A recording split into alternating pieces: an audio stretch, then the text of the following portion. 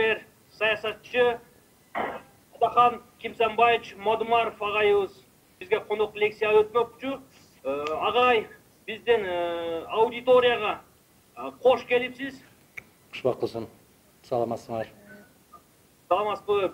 Биздин бүгүнкү конок лекциянын темасы Кыргызстандагы саясий кризистер, окшоштуктар жана өзгөчөлүктөр. 2005-2010 жана 2020 жылдар боюнча кыскача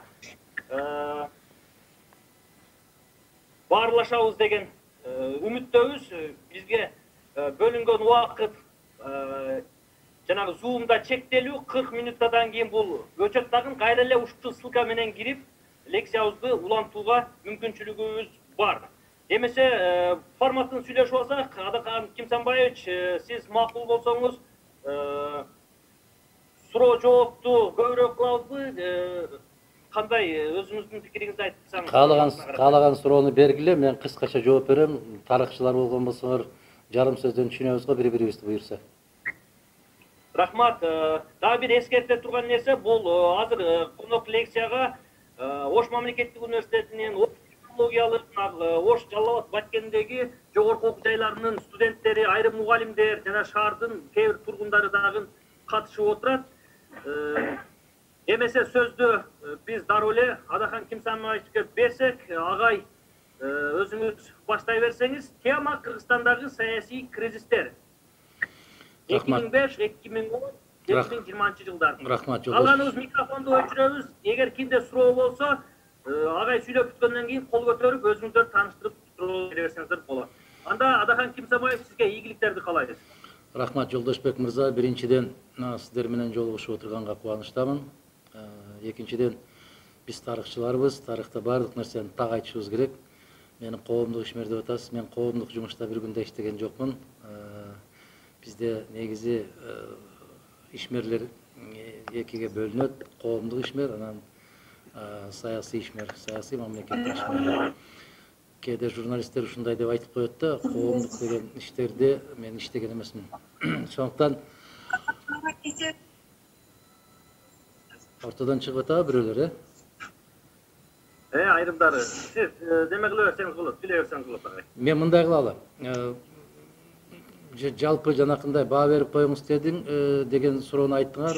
Жалпы баа бергенде күнүмдүк эле жанакы АКМ пресске кирсеңер, мен ар бир жагдай боюнча өзүмдүн баамды берип келатам. Саясатчы катарында дагы, тарыхчы катарында дагы мына ошону бир канча убакыт өткөндөн кийин аны мезгил өзү далилдеп атат. 2005 жылкы болгон баягы өзгөрүүлөр бул астынан бышып жетилген. Астынан бышып жетилип, баягы тарыхта жакшы сөз бар эмеспи? Асты жак баштакыдай жашаганды каалабай калган кезде, бийлик баштакыдай башкара албай калган кезде революциялык кырдаал түзүлөт деп 2005 жылы демилге ошол астынан чыккан, эл тарабынан чыккан, бышып жетилген. 2010 жылкы болгон көрүнүш бул саясатчылардын, саясий кандайдыр бир партиялардын бирикмесинин уюшулган бир кандай дейбиз, оодарышы дейбизби, өзгөртүүсү дейбизби, төңкөрүшү дейбизби, революция дейбизби, кимге кандай жакса ошондой кабыл алсын, бирок тарых бирөөгө жагайын, бирөөгө жакпайын дегенди жакшы көрбөйт, тарыхта так баа берилиши керек. Ал эми кечээки 5 октябрда болуп өткөн окуя бул бир ууч кызыкчылыктын аркасынан болгон окуя катарында кабыл алышыбыз керек дагы. Муну бийликти жөн эле басып алуу жолу деп баса белгилеп айтышыбыз керек. Адатта Мадумаров убагында айтып коет, бирок аябай талабанга кала берет дагы. Бир канча мезгил өткөндөн кийин Кокуй туура айткан Турбаев, ошол мезгилде ушундай так баа берилген Турбаев деп кайра тан берип калабыз. Ошондуктан бүгүнкү кырдаалды мен ошол эч ким тарабынан пайдаланылбаган же болбосо бир даярданылбаган деп айтсак туура эмес болуп калат. Кандайдыр бир ууч азаматтар ушундай бир кескиндүү жол менен бийликти алмаштыруу кадамына барышты. Бул абдан жакшы эмес көрүнүш.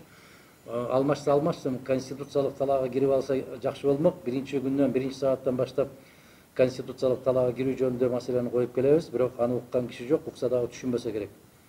мына ушундай деп демек 2005 элдин каалоосу, 2010 саясатчылардын каалоосу, 2020 жылкы 5 октябрдагы нерсе. Кудай буюрса, мен өзүмдүн каттуу баамды бергенмин. Жакын арада тарых дагы өзүнүн баасын берет. Мен Сулайман Чыңгыз Микалович, Ош мамлекеттик университетинин юридика факультети жарандык укук жана процесс кафедрасынын окутуучусу. Кимсенбай агай, сиз жакшы айттыңыз азыр. Мына 2010догу айрым бир саясатчылардын иш аракети. Мен ушуну ким кандай көрөт ошондой көрсүн. Жаңы замандын беш каманы деп айтып келем да, ошого чейинчи. Ушу жаңы замандын беш каманы эле бүт кылып койду бул иштичи. Рахмат. Ушулерди айтайын деген элем. Демек, менин жанакы берген баама макулсуз да, Чыңгыз мырза. Ооба. Жаңы замандын беш каманы туура эмес иштерди кылып коюшту. Рахмат. Рахмат. Менде да бир суроо бар агай. Чыңгыз мырза угутам. Ушул мына сиз дагы агай тарыхчы экенсиз, ушу бүгүнкү күнгө чейин жүрөгүм ооруп келет да, кече 2010догу өтүп кеткен маркумдарды Отунбаевалар бийликке келип камалдыда өлүшпөдүбү? Ооба. Аларга Кыргыз эл батыры деп койдук, Абдулла Рахман агайлар, Кудулдар жакшы айтып, 86 эле бирөөсү тирик чыгып калды. Ошол туруп кимики, ошол изилденди ушулга чейин кандай болду? Ошонун артынан бир изилдеп чыккан бир кызыккан адамдар болдубу? Ашчы адамды өлтүрүп алдык, бирөөсү тирик чыгып калды. Наркы көрдө жаткан адам кимдин сөөгү экенин ушул кызыктырып келет да. Аны ошол утурумдукчулардан сураш керек да. Мен да убагында бергенмин. Менин баамды билесиздер. Ал боюнча ошол утурумдукчулардан сураш керек. Себеп алар эч кимди өзүнө жакын жолотпостон баарын өздөрү билип, өздөрү тейлеп, конституцияны дагы токтотуп коюп, баарын өздөрү чечишпеди. Азыркы бийлик бизде отургандардан эч айырмасы болгон жок да. Алардын деле айырмасы болгон жок. Азыркылар эми керек болсо конституциялык мыйзамдын кээ бир беренелердин иштетүүсүн токтотуп коюп деле өзүм билем менен эле чаап баратпайбы? Аябай жаман жол менен баратышат. Кудай сактасын. Кудай сактасын. Эми ошону биздин элибиздин жалпы деңгээли кандай болуп калды экен билбейм. Түшүнүп атам, жанакы фейк деген бале чыккан да. Жалган бале, жалган. Баягы чет эл көлүктөрдүн сүрөттөрүн коюп эле жолборстун, карышкырдын, бүркүттүн сүрөттөрүн коюп алып, мына кече ошол жакта иштеп аткан фейк, жалган кишилер чыгып алып жазып аткандарын өзүңүздөр көрүп атасыздар да. Мына азыркылардын бараткан жолу ошол 2010 жылкы бараткан жолдон түк айырмасы жок. Конституцияны деле токтотуп коюшту, конституциялык мыйзамдардын талаптарын деле токтотуп коюшту. Конституцияга өзгөртүү киргизем деп чапкылап баратат урган бойдон. Аны түшүнгөн кишилер, укукчулар, маданияттуу инсандар, биздин интеллигенттер кайрылып атат. Токто эле токто деп. Мен билбейм, бул Кыргызстан деген чоң бир кемени жанагы ким деп айттыңыз, беш каман дейсизби?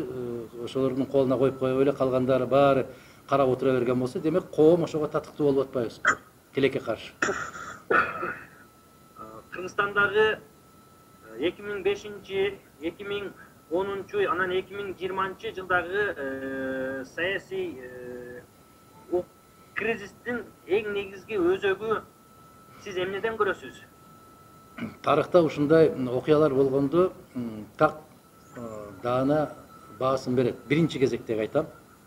Бул жалпы коомдогу кырдаал, коомдогу жагдай. Ага тарыхчы катарында сиз жакшы билесиз, коомдогу бул маданияттын орду, интеллигенциянын орду, эл билерман, эл башкаргандардын орду жана тарыхтын ар кандай жылдыруучу күчү катарында эл эсептелинет да. Бизде ушундай оодарыштардын болуп аткандыгы, оодарыштан кийин тескерисинче артка кетип баратканыбыздын себептери ошол жалпы шайлоо болуп аткан мезгилде жалпы улуттук деңгээлдеги коомдук саясий маданиятыбыздын аябагандай төмөндүгү. Абдан төмөндүгү. Себеп баягы шайлоолордун баары таза өтпөгөндүгү. Таза өткөргүлө деген талапты койгон коомдун жоктугу. Тескерисинче кээ бир азаматтар ошол жанагы ким берет экен, канчадан берет экен, кимге берип атыптыр деп чуркап жүргөндөрдүн баары өзүбүзгө мойнубузга алып эле коелучу. Жаман көрүнгөндөн коркпайлы азаматтар. Мен ушинтип сүйлөп койсом жаман көрүнүп калам, анан мени туура эмес түшүнүп калат деген түшүнүк менен мына ушинтип чирип баратабыз. Кандай дейсиңер? Мына шайлоо учурунда ким канчадан берсе ошого кетебиз дагы. Андан кийин эртеси күнү туруп алып анан ыйлайбыз. Кокубуй кимдер келип калган деп. Эл кимди алып келсе ошолор да келип калды да. Кандай болуп калды бул? Мына караңызчы, жолдош мырза. Мындан 2 ай башта биримдик үчүн жанымды берем дегендер бүгүн мекенчил үчүн жанымды берем деп жүрөт. Бул не деген маскара? Бул не деген туруксуздук? Бул не деген абийирсиздик? Мына ошол айрыкча мугалимдер өзүңөр карап көргүлөчү. Кече эле бирөө барса чуркап аркасынан чуркап жүрүп, эми бүгүн башкалар барса алардын аркасынан чуркап, биз кимбиз? Биз адамбыз го акыры. Адам болгондон кийин адамдык бир сапатыбыз болуш керек го. Бизде аң сезим, акыл эс болуш керек го. Биз жетелеген жагына кете бербешибиз керек го. Биздин өзүбүздүн пикирибиз болуш керек го. Кандай дейсиз? А биз ким болуп калдык бүгүн? Ким болуп калдык бүгүн?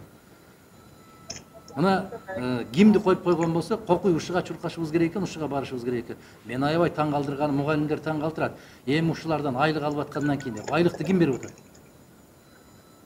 Айлыкты сиздин, биздин иштеп аткан балдарыбыз мамлекет берип атат. Бир киши бермек беле айлыкты. Ушунчалык эле аң сезимибиз төмөнбү деген ойго келип кетесиң адам.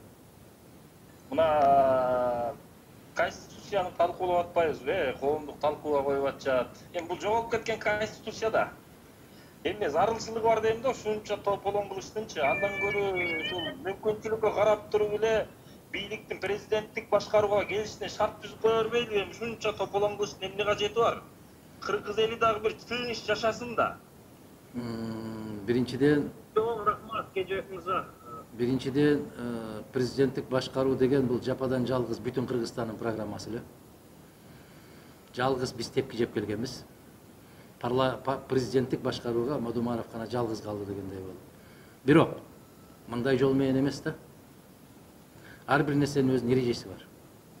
Ошол эреже менен Конституцияга өзгөртүү киргизилиши керек. Бирок бүгүнкү күндө анчалык шашылыш түрдө өзгөртүү киргизүүнүн кажети жок. Эсиңиздерде болсо, 2005 жылы эгер токумду тескери токуп алып чаап баратат деп ошол мезгилдеги бийликти катуу сынга алганмын. 2010 жылы арабаны аттын алдына коюп чаап баратат деген мүнөздөмөмдү бергенмин. Бул тарыхый мүнөздөмөлөр. Азыркыларды айтайын. Азыркылардын түк түшүнүгү жок. Мамлекеттик түзүлүштөн, конституциялык түзүлүштөн түк түшүнүгү жок азаматтар келип калды да тилекке каршы. Аябагандай караңгы кишилер келип калды. Башкаруунун системасы кандай болушуну, же ал жерлерге өзгөртүүлөр кандай киргизилишини түк түшүнбөй атпайбы? Анан эл ушундай экен да, зыңкылдаган бойдон кете берет экен да, ура, жакшы болот. Жакшы болуп аткан жок, садакаларым. Мага каршы чыгып келип аткандар айткан, элдин баары колдоп атат, жалгыз Мадумаровго жакпайт. А колдоп аткан болсо, эмне үчүн 3 жолу төңкөрүш болуп атат? 3 жолу бийлик басып алуу болуп атат. Эмне үчүн? Бүгүн да айтам мен, монол Конституцияга өзгөртүү киргизүү жөнүндөгү аракеттердин баары мыйзамсыз. Менин суроом мындай да, урматтуу Атакан Кесенбаевич. Мына биз 2010 жылдан бери парламенттик өлкөдө юра Конституцияга жазып койгонбуз, бирок де факто президенттик башкаруу болуп келди. Анан мына сиз бир топ жылдан бери президенттик башкарууну колдоп келатасыз да. А бүгүнкү мына чейки болуп аткан Конституциябыз толукталып, негизинен да президенттик башкаруу болсо, сиз 10 жылдан бери президенттик башкарууну колдойсуз да.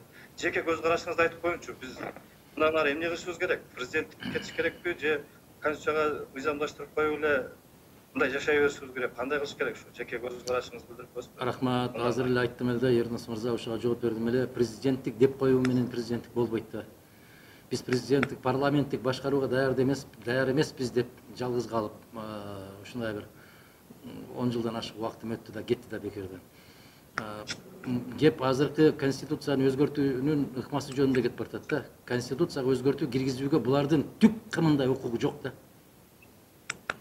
Конституцияга өзгөртүү киргизүүнүн эрежелери 114-статьянын өзүндө жазылган Конституцияда.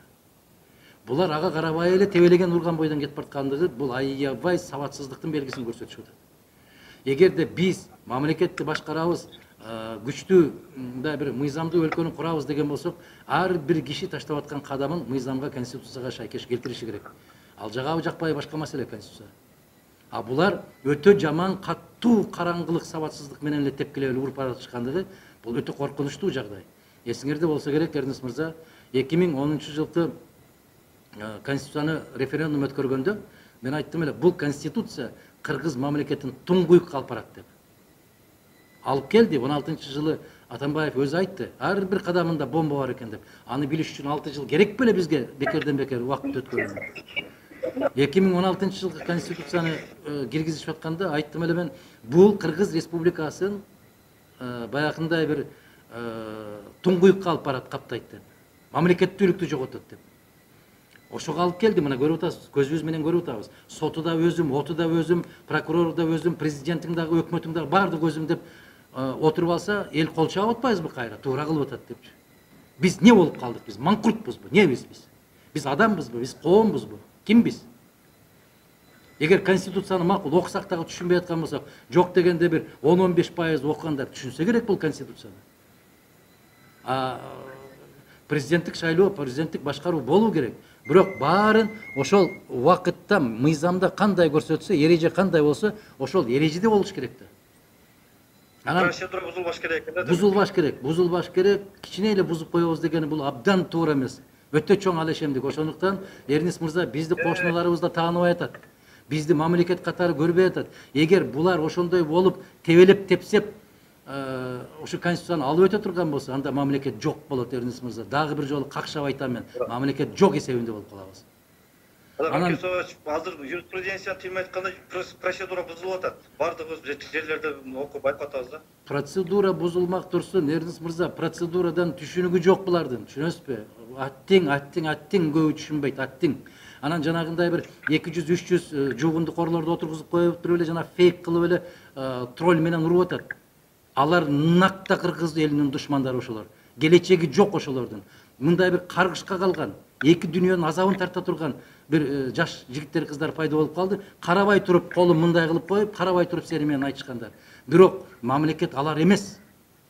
Мамлекетте мына сизге окшогон Эрнис мырза, мына жерден көрүп атам, Чыңгыз мырзага окшогон, Айчүрөк айымга окшогон, мына биздин эжекелерибиз отурат, Ислам мырза, баарыңарды көрүп турам ушул жерде. Айбек мырза, ким дейт? Сарпашев дейт. Даниил Нурбеков дейт. Биз адам барбыз го биз. Биз кой эмеспиз го, айдаган жерине короого киргизип койсо отура берет анда. Ушуну айткандардын баары сүйлөгөндө жаман көрүнүп атпайбы? Жанагы троллдорго, урматтуу замандаштар, ишенбеңиздер. Алар 200-300 бир жерде жугунду ичип отуруп эле басып отурушат. Байкабай туруп сиз мен Мадумаровдун атынан ошол жигитке же кызбы жазып койсок, сенин атаң укмуш адам эле десең дагы момундай кылып коет. Себеби окубайт туруп. Мадумаровдун фамилиясы чыкканда момундай кылат. Себеби ошолор анын үчүн жугунду ичип атат отуруп. Түшүнүп атасыңарбы ошону? Коомдук пикир эмес ал. Менин фамилиям Кедейбаева Жамал Астаналиевна. Адагам Кинсанбаев, саламатсызбы? Мен дагы ушул тарых факультетин бүтөмүн. Бирок тилекке каршы бүгүнкү күндөгү акыбалды көрүп, ушунчалык зээним кейит да. Ушунчалык зээним кейит. Себеби дегенде үнүбүз эч жерге жетпейт да. Бул эмне деген заман болуп калды. 2000 адам, 1000 адам чогултуп алып эле ушул ак үйдү басып алып туруп, кайра бийликтерди алмаштырып, азыр биздин маселе адамдар эмне болуп атат, алардын курсагы эмне болуп атат, кыш келип калды деген эмес, бийлик алмашуу менен гана алек болуп калдык да, ушуну менен эле жашап калды да Кыргызстанча. Бул эмне себептен деп ойлойм. Себеби дегенде биздеги ушул болуп аткан революциялардын тарыхый маанисине көңүл бурбагандыгыбыз болуп атат да. Тарыхый мааниси бул бизге эмнени берди, буздан биз эмнени уттурдук, эмнени уттук, анан эмнеге жетишебиз деген маселе эч кандай коюлбай атат. Революция болду, жабылды, ушун менен ким канча адам өлдү, анан ким баатыр болду, ким баатыр болбой калды деген маселе менен гана алек болуп калдык да. Анан кадр маселеси дагы ушунчалык жүрөгүм оорутуп атат. Мына биз иллюстрация деп атабыз, түшүнгөнүбүздө сүйлөп атабыз, түшүнбөгөнүбүздө сүйлөп атабыз, бул маселе боюнча кыйкырып атабыз. Мен баары жок десе келип эле кээде ойлонуп калам да, бизде мына руханий баалуулуктарыбыз жок болуп кетти окшойт. Мына көрөң көздө эч нерсе жок эле. Эки сөздү билип алсак, ушу көчөгө чыгып эле кыйкырып ушуну менен жашап калдык да. Бул эми Кыргызстанды эмнеге алып барат деген ой мени жөн койбойт, ар дайым ойлоном. Эми ушул кадр маселеси боюнча дагы да бизде мына атайын ушундай эме түзүлгөн эле, ошондой бизде кадр маселесин акыры бир тепкичтер менен жеткире турган системага жеткирсек болбойбу деген сизге суроо бар. Андан кийин Кудай буйруса ушул жакшы ийгиликтерге жетишип калсаңыз, Ошо биринчи ишти эмнеден баштайт элеңиз? Айланайын кыргызым, айланайын кыргызым. 25 жылдан бери айтам, тартиптен баштайм. Ар бир кишиге жолукканда эле эмнеден баштайт элеңиз? Кыргызым, менчелик сүйлөгөн, менчелик түшүндүргөн ким бар дагы, уккан ким бар да ошону. Эмнеден баштайсың? Мына азыр Кыргызда көрбөгөндүн көргөнү курусун деген заман. Бийлик деген ушундай болот экен деп, мына бүгүн биз эртең менен 9-дан келе атсак, көчөнү жаап салыптыр, жарым саатка жаап турат. Эмнеге жаап турат? Ятаңдын көрү, жетпегендер, жетип калгандар өтөт имиш көчөдө. Ятаңдын көрү. Не деген заман, Не деген жапайычылык. Караңыз, же кар жаады көчөң шыпырылбаса. Же кар жааган жерден баягы жөө адамдар басчу тепкичтериң тазаланбаса. Кайсыл арыңа жарым саат көчөнү жаап кортеж менен өтөсүн садага. Көрбөгөндүн көргөнү курусун деген. Сабатсыздардын ушунчалык бир арыңа келесиң да, ушул кандай элсиң сен, айланайын өзү. Не болгон адамсың сен? Кече ким элең да бүгүн кимсиң? Жөн эле өтүп кете бербейсиңби, бирөө сени чекеңе чертеби айланайын? Же элдин баарын өзүңдүн балдарыңдай көрөсүңбү, жанагы көрүнгөнгө асылтып, ыркыратып, жакалатып, тиштеттирип, ооз калбаган сөздөр менен сөктүрүп? Эгерде бүгүн мына ол Мустафа Кемал Ататүрктүн сөзү аябай кыргызга дал келип турат да.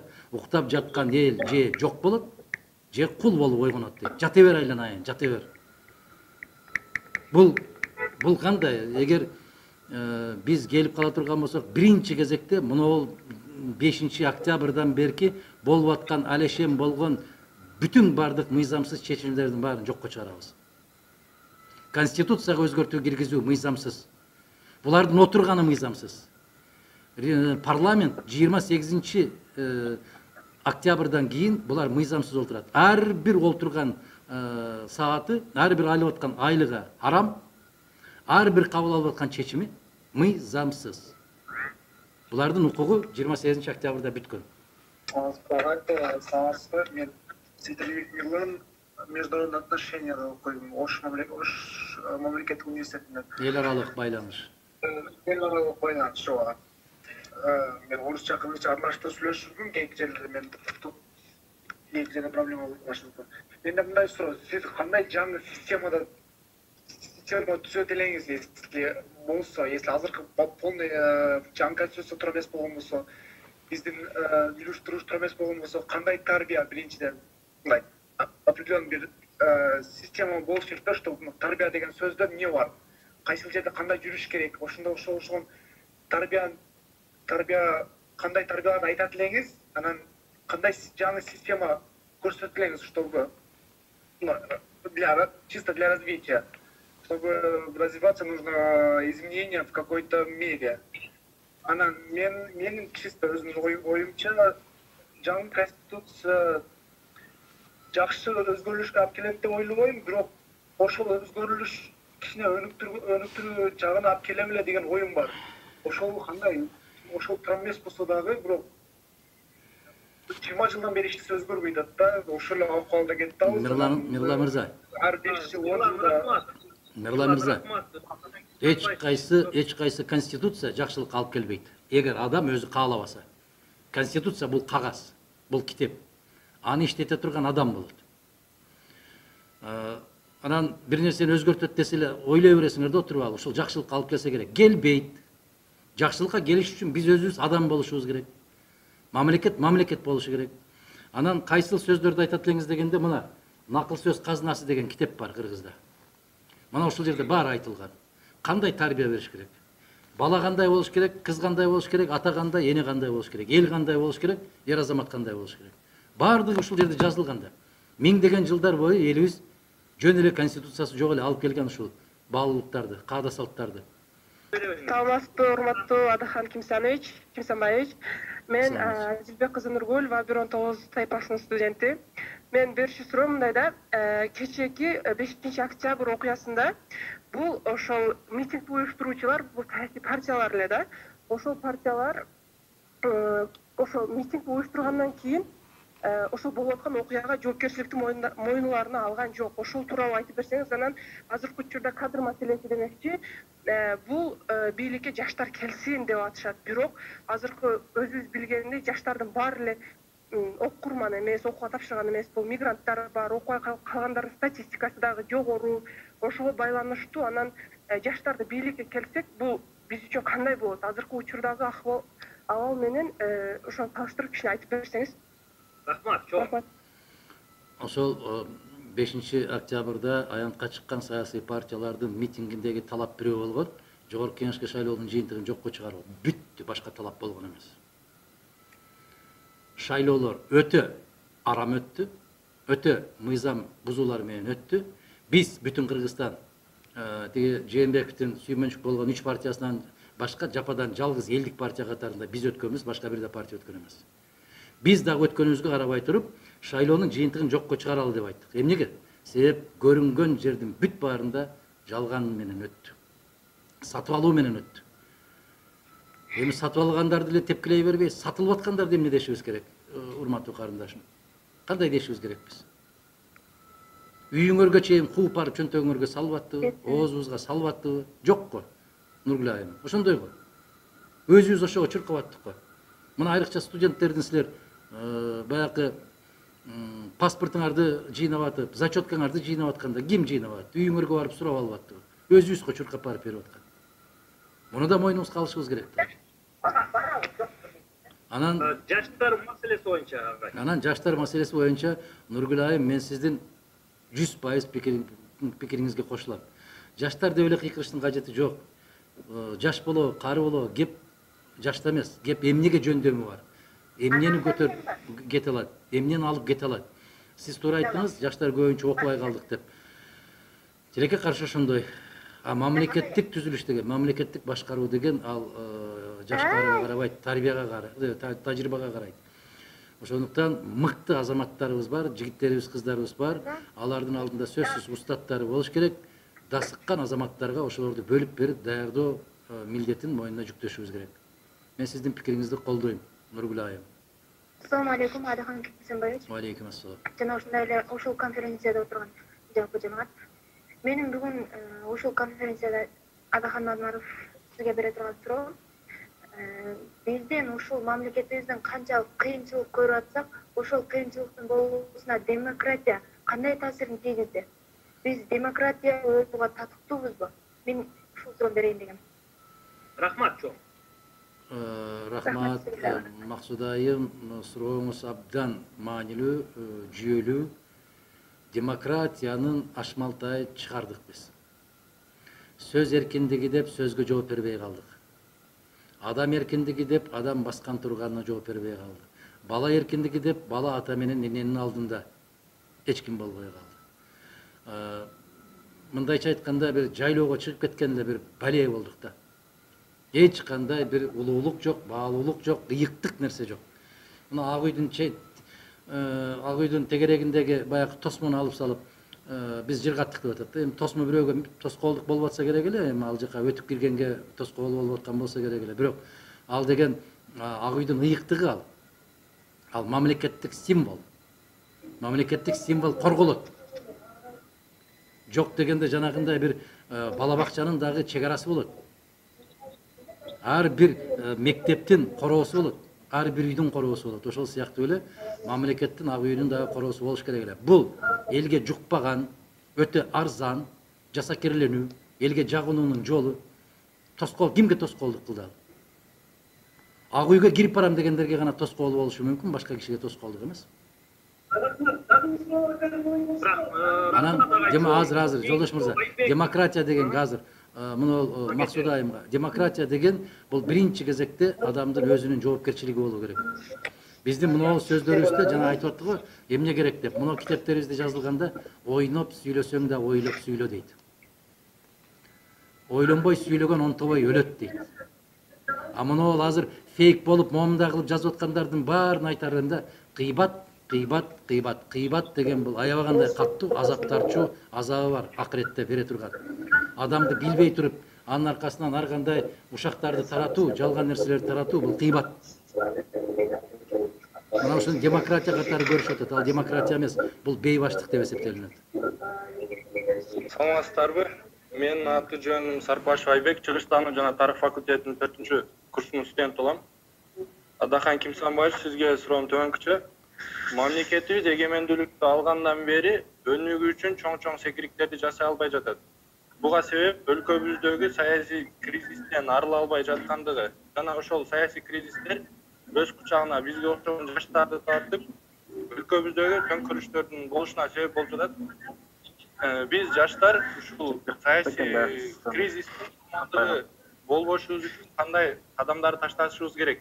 Жана экинчи суроом, сиз ушул саясий кризистен канткенди алып чыга аласызбы? Биринчиден кадамдар таштаганда саясий кризистерден алып чыга алабыз. Биринчиден жаштар кандай кадам таштоо керек деп атасыңар. Жаштар биринчиден сабаттуу болуу керек. Көп окуу керек. Интернетте эле чукулап отура бербей, мындай бир китептер бар. Ошолорду окуу керек, сабаттуу болуу керек. Жаштар өз алдынча ой жүгүртүүнү үйрөнүшү керек. Деп атпайбы, деди деп уктум, деди дептир деген сөздөрдөн алыс болушубуз керек да. Мына интернетте эмне жазылса эле ошонун баарын туура көрүп атпайсыңарбы? Андай эмес. Анын үчүн китеп окуш керек, билимди аябай көтөрүш керек. Ошого Айбек мырза, биринчиден билимдүүлүктү көтөргөн болсок, көрүнгөн жака көрүнгөн жетелеп кетсе, ал жака бул жака чуркабай, өзүбүзчө акыл жүгүртүп, өзүбүзчө анализ бергенди үйрөнгөн болсок, ошондо алдыга жыла алабыз. Эмне үчүн ушул кезге чейин алдына жылбай атканыбызга өзүңүз абдан туура айттыңыз. Коом канчалык сабатсыз болсо, аны көрүнгөн жака жетелеп кетүү аябай оңой болот. Айтып атпайсызбы? Жаштарды колдонуп, биз ошол саясий кризистин куралы болуп атабыз деп. Абдан туура айттыңыз. Эми эгер жаштарды колдонуп кетип бараткан болушсалар, силерди көчөдөн кармап алып, машинага салып, бир жерге алып келип ташып аткан жок да. Ушул жерге келгиле, ушундай нерсе болот экен десе, чуркап барып атабыз да өзүбүз. Айбек мырза, туурабы? Анан дагы жолдон баратып сурап коюп атпайбызбы? Канчадан берет экен деп. Анан келип аянтка келип туруп алып кыйкырып атабыз. Эмне деп кыйкыралы деп. Ким деп кыйкыралы деп сүйлөп аткандарды биз угуп атпайбыз, көрүп атпайбыз біз тилекке каршы. Ошондуктан келгиле ар бирибиз өз алдыбызча ой жүгүрткөндү үйрөнөлү. Саламатсызбы? Ассаламу алейкум. Атахан Кимсанбаевич. Алейкум ассалам. Урматтуу агайлар, баштар. Агай, сизге суроом, бизде 3 жол, 2 жол революция дейбизби? Кыскасы бизде саясий кризис аябай катуу өрчөдү. Буга күнөөлүүдү кимди эсептейбиз? Мисалга алсак, биз эл, карапайым эл бийликти күнөөлөйбүз. Бийлик болсо эме дейт, элдер күнөөлүү дейт, душту сатат дейт. Ушул нерсеге, мисалы, саясий кризиске кимди күнөөкөр деп айта алабыз? Аны түшүндүм. Бир адам дейт. Саясий кризиске баарыбыз күнөөлүүбүз. Баарыбыз күнөөлүүбүз. Алдап койсо алданып калган эл күнөөлүү, элди алдап келип саясат жүргүзүп аткан саясатчылар күнөөлүү. Баарыбыз күнөөлүүбүз. Эл эмне үчүн алданат? Себеп караңгы. Эл эмне үчүн алданат? Себеп караңгы. Напсini токтото албайт. Анан башыбыз айланып калды. Ал сүйлөсө да туура, бул сүйлөсө да. Өзүңүз кандай деп ойлойсуз? Өзүңүз чечим кабыл ала аласызбы? Өзүңүздүн пикириңиз кандай деген суроого жооп таппай калган элибиз бар. Анан колдоп коелу деп коет. Мейли, башкалар барса эле кыйратмак беле койчу, ушулар кете берсин, бизге жакшы жанакы футбол тепчү жер куруп берди, анан улак чаптырып берди, анан дискотека кылып берди. Баарыбыз күнөөлүүбүз. Баарыбыз пейлибиз. Чоң рахмат. Саламатсызбы, Адахан Кимсанбаевич? Саламатчылык. Мен сизди көмүр туткан бир мындай жаш юристмин, Кудай буйрса. Бирок мен сизди мактагым келбейт. Мен сизди мындай катачылыктарыңызды, кемчиликтериңизди айткым келип атат да. Сиз неге дайым ушундай бир төңкөрүштөр болгондо, же бир революция болгондо башкалардан айырмаланып, мындай четте каласыз да, өзүңүздүн эркиңиз менен. Бирок сиз антикаарман болуп каласыз ушул жердечи. Сиз күнөөкөрсүз. Сиз ушуну өзүңүз мындай өзүңүздү кандай бир бийликке мен да умтулайын деген оюңуз барбы? Биз сизди көп жылдан бери колдоп жүрөбүз да. Мен өзүм 22 жаштамын. Бирок мен сизди өтө катуу колдойм. 22 жашта болсоң, рахмат Айтмамат уулу. 22 жашта болсоң, Сен 10 жашта болгон экенсиң мен кызматтан кеткенимде. Эмне үчүн кызматка антип баргым келбейт мен? Антип барбайт. Антип барып жаштарга өрнөк бербейт. Барып басып албайт. Бийлик деген бул чоң атаңдан калган энчи эмес. Муну барып басып алууга мүмкүн эмес. Ал каракчылык деп коет, аны баскынчылык деп коет, аны талоончулук деп коет. Муну жапайычылык деп коет. Бийликке эл ишенимине ээ болгон инсан барыш керек. Агай, дагы бир жолу саламатсыздарбы? Мал форма 2 боюнча оюңуз кандай? Азыр жокко чыгарып салды. Ички миграцияны эске албай адам укугу жана эркиндик аябай төлөп турат. Сиздин оюңуз кандай, агай? Форма 2 өзү идея жакшы, бирок ар кандай идеянын ашмалтайын чыгарган бизде өзүбүз. Карасаңар, бөтөн жерден туруп алып, өзүнүн каттоодон чыгарып, башка шаарга барып, автобус менен кетип бараткандарды көргөндө атаңдын гана көрө айдайсың го. 200дөн, 300дөн тизилип барып, башка айылдарга, башка райондорго барып добуш беришип келип атты. Бул деген эми айланайын, айланайын. Не дейсиң, ай? Баягы каргайын десем жалгызсын, каргабайын десем байкушсун деген бир эненин күйгөн сөзү бар го, бир баласы жөнүндө. Ошондой эле болуп турат да, менин көз алдымда элим ушундай да. Автобуска тизилип чыгышып алып кетип баратат. Бир базарга кетип бараткандай кетишип баратат. Сени саат 7-де бул жерден алып кетет, сени саат 9-да бул жерге алып келип коет десе, отурат да момоюп, аксакалы да бар, жашы да бар, аялы да бар, эркеги да бар, баары бар. Эмнеге? Се барганда тыйын берет экен дейт. Ошондуктан форма 2 деген болуш керек, бирок жүйөлүү себептер менен болсо болуш керек. Адамдын укугун. Форма 2 сыртта жүргөн, убактылуу иштеп аткан биздин жигиттерибиз да, азаматтарыбыз да калды. Бирок ошолор дагы ошо форма 2 менен дагы өздөрүнүн укуктарын колдонууну каалабайт да. Бишкектин ичинде же Кыргызстандын ичинде аябай көп ушуну каалагандар. Башка жерге барып өзүнүн добушун саткандар өтө көп болду. Автобус менен жүрүп кыдырыштыга айланайындар, аман болурлар. Ошондоку алган акчалар азырга чейин жетип атты болду экен. Форма 2 өзү негизи калыш керек, бирок мыйзамда аябай каттуу караш керек дагы. Баягы мыйзамсыз каттоодон чыгып башка жерге барып алган кишини ошол жерге каттоого кайрадан албай коюш керек, ал бөтөн жердин жараны болуп калып калыш керек. Конституцияны өзгөртүү түзөтүүлөрдү киргизүүнүн эрежеси одоно түрдө бузулган. Референдумдун жарыялануусу өзү туура эмес. Дагы бир жолу айтам, себеп Жогорку Кеңеш мыйзамсыз. Жогорку Кеңеш легитимдүү эмес. Курултай маселеси боюнча таза ашмалтайын чыгарышат, азыр ушул редакциясы менен кетсе. Кып-кызыл ашмалтай чыгат ошондо. Ошондо өлкө жок болот мамлекет катары. Бул не болуп атат? Бүткүл тарабынан шайланган президент болуп атат. Бүткүл эл тарабынан шайланган Жогорку Кеңеш болуп атат. Анан курултай болот имиш. Бул кандай ыйгарым укуктарын кантип бөлөт? Бирөө айтат мен эл шайлаган деп, экинчиси айтат бизди да эл шайлаган. Анан үчүнчүсү чыгат экен бизди да эл шайлаган деп. Андай болбойт. Эреже бар. Дүйнөдө 200дөн ашык өлкөлөр, мамлекеттер бар. Бирок биз алардын алдына түшүп алып, баягы бир каттуураак сөз айтайын дедим эле, туура эмес болуп калат. Ошондуктан жана курултай маселеси, курултай деген бул Жогорку Кеңештин өзү. Келге Жогорку Кеңешти улуу курултай деп коелу дагы, ошол Жогорку Кеңештин бүт ыйгарым укуктарын берели. Курултай эмненин маселени чечет? Курултай жыл сайын жыйналып, актуалдуу маселелерди чечүү үчүн жыйналат. Жогорку Кеңеш эмнени карайт анда? Бюджетти ким карайт, чек араны ким карайт, өкмөттү ким бекитет? Курултай бекитет дейт. Курултай кандай кылып дайындалат? Ал кантип куралат? Айтор, мен айттым го баягы, караңгылар келип калганда ушундай болуп калат экен да. Үчүнчүсү приоритет тышкы саясатта. Биз улуу ата-бабаларыбыз айтып кеткен принцип менен жашашыбыз керек. Жакынкы кошуна алыскы туугандан жакшы. Бул бир. Экинчиден,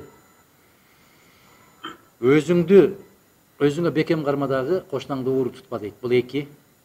Үчүнчүсү, ийилгенге ийилген баалап берген кул эмес, керкейгенге керкейген көктөн түшкөн пир эмес. Бул 3. Мына ушул 3 улуу бабаларыбыздын айтып кеткен сөзүн бекем кармалуу менен тышкы саясатты жүргүзсөк, кылдай жаңылбайбыз.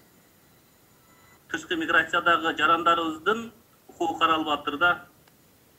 Андан тышкары ушул 90 дейт, эми 120сын эмне кылып берди деген ойдомун да мен делечи. Анан тышкары баягы 30 күндүк дегенде да 7 күн кылыш керек да агай ушул жердечи. 7 күн бир курс ичине 7 күн. 30 баягы депутаттыз жүрөт го, мен жаш кезде көбүраагына шайлоо берет элем, азыр картайып калдым дейт. Ушундай низамсыз иш-аракеттерди жоопкерчиликке тартыш керек да, уже убакыт келди. Өзүңүздөн айранды уртаа жет дегенде болуп калдык азыр агай. Рахмат. Чыңгыз мырза, туура айтасыз. Алар 90 деп атса, биз бүтүн Кыргызстан партиясы 60 эле депутат жетиштүү деп келатабыз 12 жылдан бери, 14 жылдан бери. Эми ушун биздин сөздүк кылабыз. Рахмат. Бүгүн эле айтылып аткан идеямыз да. Бүгүнкү конституцияга өзгөртүү киргизебиз деп аткан азаматтардын бүтүндөй бардыгы бүтүн Кыргызстан партиясынын программасын уурдап алгандар. Мен ачык эле айтайын силерге. Рахмат. Кийинки суроо Адахан Кимсанбаевич, мына президенттикке 60-тан ашык адам талапкер катары катталды. Анын арасында сиз да барсыз. Айта аласызбы? Ошол 60-тан ашык адамдын ичинен өзүңүзгө конкурент катары 1-2 адамды айтып бере аласызбы? Биринчиден 60 эмес, бүгүн уже 50ден азыраак талапкер калды. Башында 63-64 болуп аткан, азыр 50ден азыраак талапкер калды. Соңку шайлоо болгонго чейин мындан дагы 2 эсе азыраак киши каларына күмөн жок. Себеп ар кандай жолдор менен эле кыскарылып калат. Өзүңдү эре ойлосоң, бирөөнү шер ойлосо, өзүңдү эре ойлосоң, бирөөнү шер ойло дейт.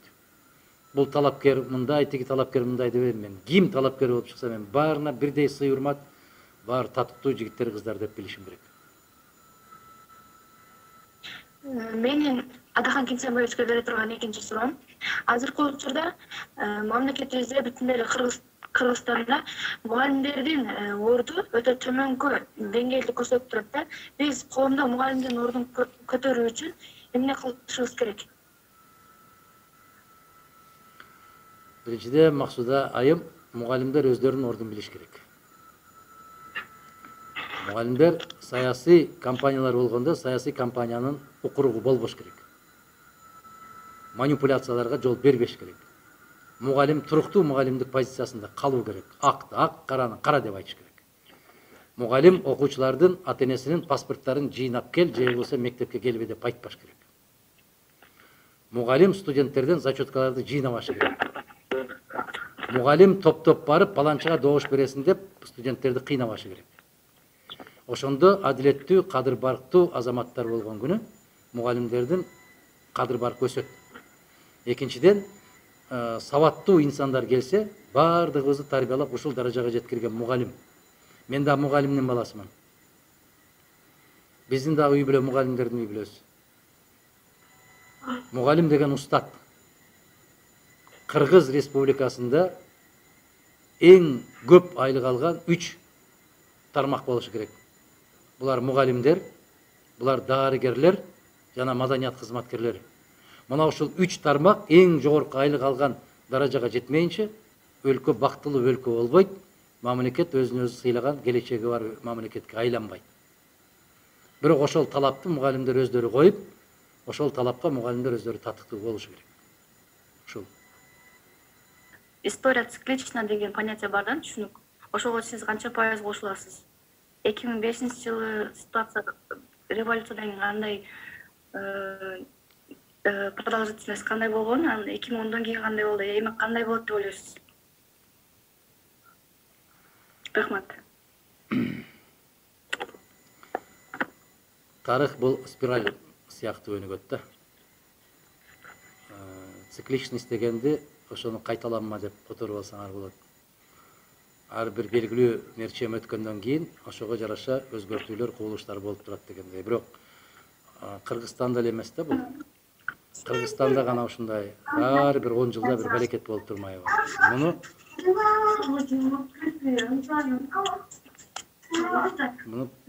перманенттик деп коет.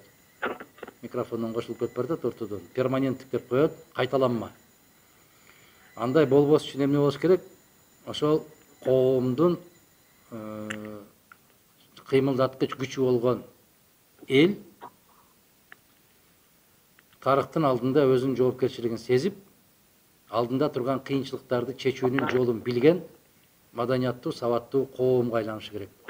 Мына ошондо гана туруктуу бир мамлекетке айланабыз. Кечээ бир мамлекеттин президенти Кыргызстанга баа берип отуруп айтпадыбы?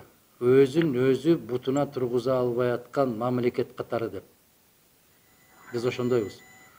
Канчалык эртерээк бутубузга турган болсок, ошончолук жанагы сиз айтып аткан кайталанма тарыхый кубулуштар болбойт, туруктуулук пайда болот.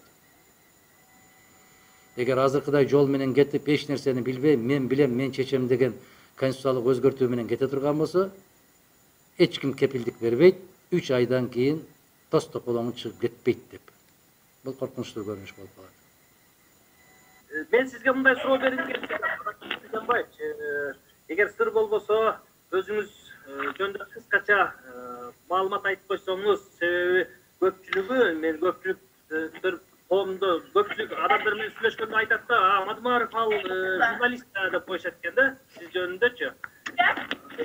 Биринчи билимиңиз кайсыл жерден, кайсыл адистикти факультетти аяктагандыгыңыз, кийин кайсыны бүткөндүгүңүз, анан үй бүлөңүз жөнүндө кыскача айтып берип койсоңуз, могул жерде жаштарга кызыктуу болот болуш керек. Ийгиликке жетүүнүн саясий карьераңыздын баштапкы боюнча кыскача айтып койсоңуз. Мен жөнүндө менден башкалары жакшыраак билишет да, мен жөнүндө. Мени орус мектепте окугансыз дейт. Жок, орус мектепте бир күндө окуган эмесмин десеп, жок, орус мектепте окугансыз. Макул, мен унутуп калыптырмын деп кутулат. Мен орус мектептин босогосунда аттаган эмесмин. Анан сиз журналистсиз да, журналистиканы бүткөнсүз дейт. Журналистикада окуган эмесмин десем, мени жеңет. Макул дейм, мен унутуп калыптырмын. Мен тарых факультетинде окуганмын. Калинин мамлекеттик университети, азыр Тver мамлекеттик университети. Кече бир жума башта барып келдим университетке. Россияда, Москвадан 2 сааттык жол. Мен тарых факультетин бүтүргөнмүн. Экинчи кесибим юрист. Мен журналистикада бир күндө окуган эмесмин. Үй бүлөм жөнүндө 3 уулум бар. Мен биринчи массалык маалымат каражаттары басма сөз жөнүндө министрлик бар эле. Ошол министрдин жардамчысы болуп иштеп баштаганмын 91-жылы. Андан кийин улуттук телерадио компанияда жаштар редакциясында башкы редактордун орун басары, башкы редактор, саясий баяндамачы болуп иштеп, 94-жылы жогорку кеңешке шайлоого кеттим. Ошондо биринчи жолку чакырылыштагы Эгемен Кыргыз Республикасынын жогорку кеңешинин депутаты болуп, биринчи, экинчи, үчүнчү, төртүнчү чакырылыштагы депутаттар жогорку кеңеште депутат болдум. Жолдошбек, урматтуу Адахан Кимсанбаевич, урматтуу конок лекциянын талкуунун катышуучулары, мен сиздерден сурайын, башка суроолор, сунуштар жок болсо, биз Адахан Кимсанбаевичке 5 мүнөткө чейин эркин микрофон берсек, агай өзүңүз жогоруда аталган теманын айланасында оюңузду жыйынтыктап, өзүңүздүн сунуш пикирлериңиз болсо айтсаңыз, анан биз да ыраазычылык билдирип, анан конок лекцияны жыйынтыктасак. Кандай агай, сөз сизде. Рахмат. Биринчиден ушул кайдыгер болбой, ушундай Zoom аркылуу жолугушсак деген сунуш айтып, демилге көтөргөн сиздерге ыраазычылык билдирем. Кандайдыр бир даражада сурооңуздарга толук жооптор берилбей калган болсо, мен кечирим сурайм. Катуураак жооп берип койгон болсом да кечирим сурайм. Азыр заман ушундай болуп калды. Баратып бирөөнүн колу сага тийип кетсе да кечирип коесуз деп, мен денем сиздин колуңузга тийип кетти дегендей заман болуп атат. Бири-бирибизге дайым жакшылык каалап, жакшылык күндөрдө жолугушуп турганды насип кылсын. Эми коомдо ар кандай өзгөрүү болуп атат. Жана аябай көп суроо болду конституциялык өзгөртүүлөр боюнча, референдум боюнча. Мен сиздерге ачык пикиримди билдирдим. Конституцияга өзгөртүү киргизүү жөнүндөгү демилге мыйзамсыз. Конституцияга каршы келет. Конституцияны өзгөртүүнүн жобосу бар, жолдору бар. Алардын баарын тебелеп тепсеп, өзүм билемдик менен баратат деп, мына азыр юридика факультетинин мугалимдери дагы, студенттери дагы бир добуштан ушундай позицияны тастыкташты. Экинчиден, мына коомдук пикир деген сөзгө этият бололу. 2-3 журналист биригип алып туруп эле коомдо ушундай сөз болуп атат. Коомдо эмес, ал сенде болуп атат ушундай сөз.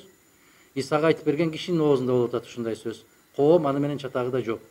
Экинчиден, кечээ Россияда бир Ломоносов университетинин тарых факультетинин профессору, тарых илимдеринин доктору, жаш абдан белгилүү профессор Александр Львович деген профессор бар, Кобринский. Ошо киши айтты да, аябай сонун бир термин ачты. Нетократия дейт. Нетократия деген эмне деп өз түшүндүрмө берип атат. Интернет деген сөздөн алдым. Нетократия, нет деген желе да, социалдык тармактар. И нетократия дейт. Ошол социалдык тармактар башкарып калды бул коомду. Социалдык тармактарга моюн сунуп калдыкпы деген коркунучту айтып атат. Чындыгында ушундай. Жанагы фейк деген жалгандар чыгып алып, бүтүндөй элдин атынан сүйлөп, мамлекеттин атынан сүйлөп, а болгону жанагы мен айткан жугунду ичип отурган эле бир 10-15 эле киши, балдар. Ошону айлык кылып алды, ошодон иш таап алышты, жумуш таап алышты. Мына ошондойлор Кыргызстанда азыр конституцияны өзгөртүүгө даярбыз, анан тигини колдойбуз, муну колдойбуз деп кыйкырыктардын баарын салып атканга биздин калың кыргыз калкынын кылдай тиешеси жок. Муну билишибиз керекпиз. Ой жүгүрткөндү үйрөнөлү, урматтуу студенттер. Анын эч кандай тиешеси жок. Саясий тармак өзүнчө, бул социалдык желелерде. Калктын, коомдун пикири таптакыр башкача. Ошондуктан жана айттым, урматтуу студенттерге, өз алдыбызча баланчы айтып атат, түкүнчү жазып атат дебей, өз алдыбызча ой жүгүрткөндү үйрөнөлү. Мына мугалимдериңиздерден ошондой ой жүгүрткөндү үйрөтүңүздөр деңиздер, канткенде биз туура чечим ала алабыз, кантип туура жыйынтыкка келе алабыз деген суроолорду коллоквиум өтүп атканыңыздарда, семинарлык сабактар өтүп атканда көбүрөөк сурап алыңыздар. Китептен сыртка чыгыңыздар дагы, бүгүнкү турмуштук суроолорду бериңиздер. Мына чыныкан айым тажрыйбалуу инсан көрүнөт, Советтер Союзунун мезгилинде жогорку окуу жайларды бүткөндөрдөн болушу керек. Мен дайым айтам, биздин соңку алтын казыналарыбыз Кумтөрдө эмес, тиги Жетим тоодо эмес, же жер үйдө эмес, биздин эң сонун алтын казыналарыбыз биздин Кыргызстандын керемет залкар инсандары. Биз ошол алтынды коргоп, ошол алтындардан мүмкүн болушунча пайда тапканды үйрөнүшүбүз керек деген сөзүмдү көп айтып келем. Бирок көпчүлүгү материалдык кызыкчылыкты көбүрөөк көрүшөт. Заманыбыз тынч болсун, элибиз аман болсун, жерибиз бүтүн, асманыбыз ачык, көкүрөгүбүз ток, пейилибиз түз болсун. Жаңы жыл келатат. Ар бир жылда жакшы ийгилик, жакшы тилек менен тособуз.